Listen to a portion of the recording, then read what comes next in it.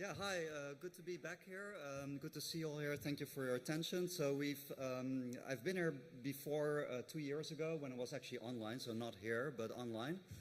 And 2 years ago, I introduced Q as a new way of doing configuration, a new way of viewing configuration. And in the meantime, I've co-founded a startup around this. And I basically want to present to you what we've done in the meantime in these 2 years. And also give you an insight that we've observed in the space as a whole, in the configuration space, if you will, or policy specifically, and give you an idea on how we view it and how we think it can be viewed differently. So in the last few years, we've seen quite a few startups coming up in policy. There's been more interest in policy, and one of the problems with the policy, the way it's done, typically is that it's really seen as a silo. So the policies are there in a separate silo, and it's sort of different from the rest of configuration. Whereas with Q, we really have the view that policy is a part of a larger configuration continuum. And basically, we want to show you that if you view it that way, you will actually get a lot of benefits from that. It's a little bit tricky to explain, so the best way to explain it, to make it more concrete, is by means of an example. So this talk is going to be a little bit more technical than some of the other talks you might have seen, but hopefully you can get the higher point of the observation that we're making. So why is this important? So what I've also talked about 2 years ago is that it's important to fail fast, and the more popular term for that is shift left. So we've all experienced outages of large providers or any provider online, and this is very annoying to users, sometimes even costly, and it's definitely also costly for the companies where this outage occurs. And there's been some research done, like by Cloud Truth, that shows that more than half of these outages are configuration related. And I've done my own research at the large company where I used to work, and I can concur with these numbers. It's typically over 50%. And more specifically, a very large part, like a good chunk of these configuration-related outages are actually related to policy. So by addressing this policy issue and moving policy, shifting policy left, and being able to catch these policy errors, you can actually prevent a lot of outages. So what are policies? So one way to view what policies are is that it's really just validation, but then across organizations. So for example, if a server has certain limitations, this can be expressed in the API. But if there's further limitations imposed, for example, by a legal department or based on user rights or time constraints, location constraints, or best practices by SRE, then basically we would call this policies. So one aspect of policies is that they tend to be very cross-cutting. So policies come from many different angles. And so oftentimes you have different policies that basically put restrictions on the same values. So this is the cross-cutting nature of it. Then also they're often dynamic. So basically that means so not only are these policies static, but the policies vary based on values in the requests, which makes it more complicated than your typical validation. So why use Q for policy? So just as a quick reminder of what Q is, so Q is it's a language, it's a formalism, it has lots of tooling around it. There's an ecosystem, but basically, if you consider Q as the language, like here, basically, Q allows you to specify configuration in a full spectrum of what configuration can be. So at the bottom, for example, Berlin, you see a Q value that's really just data, which is really just JSON with syntactic sugar. At the top, you see municipality, which is another Q value where it's more like a Go type. And then in the middle, you see what makes Q fairly specific, namely that Q values can also have both types and values and constraints within the same value at the same time. So this is somewhat unique to Q, not entirely, but this is an important aspect. So really what it allows you to do is to not have different silos for types, data, constraints, but really see configuration as a continuum. And why does that matter? Well, if you look at policy, for example, we found that if you compare policy, validation, even templating, it's often not very clear where the boundaries are. The boundaries tend to be kind of fuzzy. So one really good example for that is, suppose you have a rule that says the shipping country should be the same as the billing country, right? Because otherwise, what else? We don't know what's going on. So you could argue that's a policy, but it could also be a template, right? When the user fills out one of these two countries, you can automatically fill out this other country. So you can infer it, and that's a template, right? So really policy is just, and templates are two sides of the same coin. So another property of Q that's really important is composability and order independence. So especially in the policy arena, you see that there's a lot of cross-cutting aspects. So things coming in from different areas where there's no natural order. So you see that especially in the policy space, like most languages are based on some kind of logic programming, which gives you this order independent property. So Q has this too. So as I said, there's not much time. Like, let's dive into the example, which hopefully gives you a good idea what I mean with these abstract ideas. So here we have a simple setup. So there is a client server which is deployed by the same team that owns the client server. So this client server talks to a backend which is owned by a different team, which talks to an admission controller that can verify whether requests sent by the client server are valid. And it does so by consulting some policy and some dynamic data. So one way to do this, there's many ways to do this, but one way to do that for the admission controller, for example, is to use the gatekeeper from Open Policy Agent. So this is a common way to do it, but there you would implement your policies in Rego, and there you have this problem that is really siloed. So we want to do that differently. Right? And just as a reminder, what is an admission controller? So an admission controller just basically takes requests and basically says, like, yes, you have access to this, or yes, this is a valid request based on some other input. So in this case, we're going to implement the admission controller with Q command. So Q command is a tooling layer for Q. It has nothing to do specifically with policy. It basically you can use it basically to implement shell scripts in a declarative way. You know, it's quite handy. But in this case, we're going to use it to create an admission controller. Then also the policies itself are going to be written in Q. And in this case, for this example, to keep it simple, the data is going to be written in Q as well. But that's by no means a requirement. So I'm going to show you now then first how to implement an admission controller in Q. So we start with this simple server tool. So the way it works, Q command works, is you can define commands. In this case, we define a serve command that you can then later run as what you see here, Q command serve. And basically every command consists of a bunch of tasks. So in this case, the tasks are very simple. They take an HTTP request in, and they return some answer. You could have a whole control flow following that or before that, but in this case, we don't do that. So they're quite simple. So we do have multiple endpoints. So what we're saying is that the name of the task is also the endpoint, just to have some simplification here. Then we say all of our endpoints are JSON, so we always return JSON. And then, so, you know, some of the details here don't really matter. So let's look at the actual endpoint. So here's a test endpoint, HTTP serve. We don't care about the request. We just want to send an acknowledgement and saying what method was used. So just to show that this works. So I'm using Postman here. So just imagine that this is a Go server sending HTTP requests.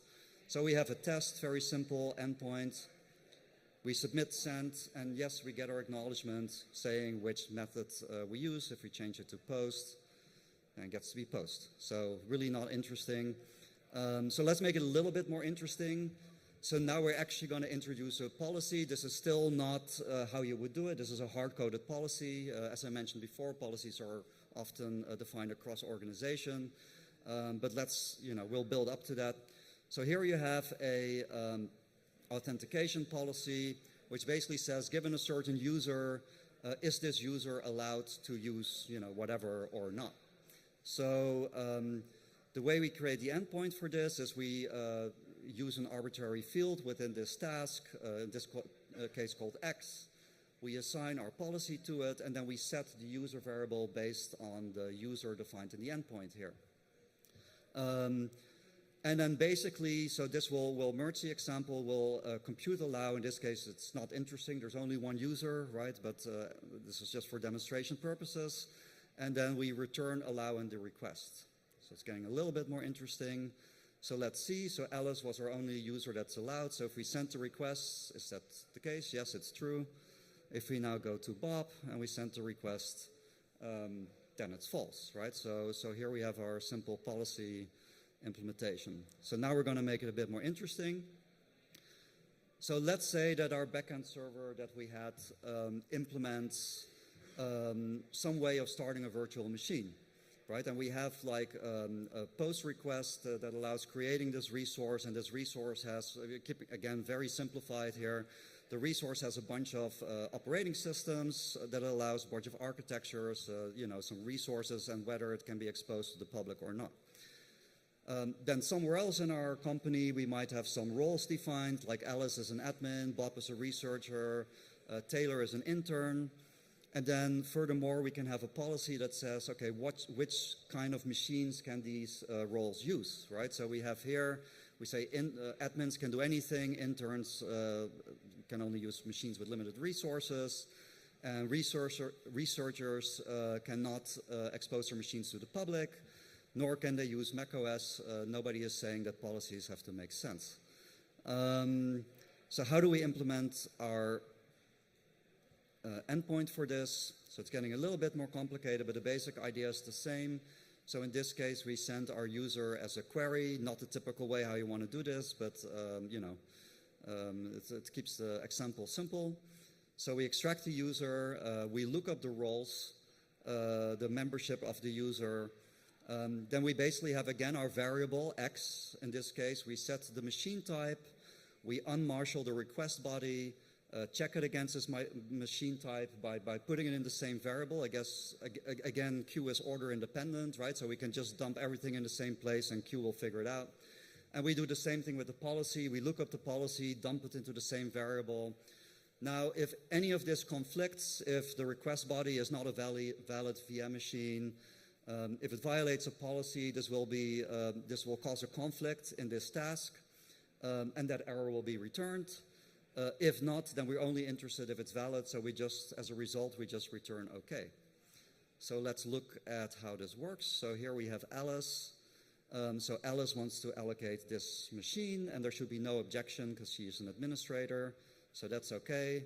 So now we have Taylor trying to allocate the same machine, and now we have a problem. So this is an error message that's generated by Q. It's a Q violation, so you see that the memory of this machine that's allocated is larger than what's allowed. So what's interesting from here is that Q basically natively loads JSON, YAML, and lots of other formats. So the error messages that are reported here are reported directly in the position of the original source. So in this case, we see that the violating line is this line 4 in the JSON, which you see right here, right? So we can see if that's correct. So we remove 1, 0, send the request again, and now it's OK. Right, so here we have our admission controller. So now let's go back to our example. So as we said, we want to be able to have a, be able to shift left. Policy failures are a common failure for outages. So we want to be able to catch such possible policy failures early. Like, do we do that in this case? Well, no, we don't. So for example, suppose that the client server that's launched is only set up for interns. So for example, it's like some MapReduce setup that allocates machines, and it's always the same size. It has some configuration files that it says I want machines with 10 gigabytes. So as we saw before, interns are only allowed 4 gigabytes, right? So this is guaranteed to fail. All the information that basically determines that a request to the backend service will fail is already there at deploy time. We're just not using it, right? Because basically, if you look at the requests, they're valid requests according to the server, But if you mix in all the policy and all the configuration that's available, essentially the request is not valid. So how would we pull that information left? Well, so one way to do that is to basically create another server, like, for example, an open API service that basically says, okay, for you specifically, for, like if you were doing a request, these are the constraints, right? And that open API service, now, because we've defined our policy in this, general configuration space, we can pull these policies in and write such a server quite easily. So let's take a look at that. So I've prepared that here. So basically what you see here, this is a little endpoint. So now we're not interested in, is this valid or not, right? It's not just a policy decision. We're interested in showing like the domain of valid configurations. And we do that by converting it to OpenAPI. We could have done it by Q, right? But we wanted to show, like also how Q can be converted into different types of configurations and different type of formats. So here we see that Q is converted to OpenAPI, and then, like pretty printed as JSON. And as an input, we're basically saying, okay, a user can optionally specify a role. If the role is not defined, we're just showing the VM machine like a definition, right, like request. But if a role is specified, we're going to pull in the policy and basically tailor that, show also the limitations on that request. So how does that work out in practice? So, well, let's send some requests. So first, we're just requiring the schema, the OpenAPI schema. And you can see that's done here. So now let's say an admin requests the schema as well. So all we see here now that this is machine for admin, but nothing has changed because there's no restrictions put on the admin. If we're now requesting the same schema for a researcher, what you see is that macOS is no longer allowed and that it cannot export or expose public access to this machine. And the same thing for the intern. If we send this request for the intern, we see that it now explicitly says the resource limitation within the OpenAPI. So what we've shown here at a higher level is that basically that Q allows the same code that you would use to write your policy also to be used as validation and API definitions, depending on the context. And really, as a key takeaway, is like if you view policy this way, if you take it outside of the silo and basically make it reusable, you can prevent outages much more easily, right? I've shown it at another talk last year at QCon, actually not Q, C-U-E, but Q, the letter Q, different Q, that really configuration is pervasive. So if you analyze any kind of setup, any kind of systems, you see that configuration is everywhere. It can be schemas defined in your code, like database schemas, policies. It's really all over the place. And by extracting that and putting this all in this single framework, you can basically shift more left and catch errors earlier. And as a side benefit, there's no need to learn a separate policy language. So I've shown you how to use Q for admission control, but you can carry this even further by basically saying, okay, I'm using the same Q command approach in my CI/CD pipeline, where I send an incomplete configuration, and then based on credentials and based on values, I'm augmenting this configuration as it moves through the pipeline. So we're also working on, for example, being able to map databases to Q. And then since Q is essentially a logic programming data log-ish, we can automatically generate SQL queries for you and then fill in the gaps where this is necessary. So, you have these simple little requests as you would see it before, but then talking to databases and dynamically. So where are we now? So we plan starting next year to, we already have a lot of adapters, but to move to adapters, so like increase the level of quality of them and implement more adapters. But more importantly, perhaps, we're now also adding the modules capabilities to Q, which allows people to share their Q code, so you can share composable workflows, share templates, either publicly or privately through your OCI registries. And we're also adding WASM support, which allows you to implement custom functions and then ultimately also custom adapters.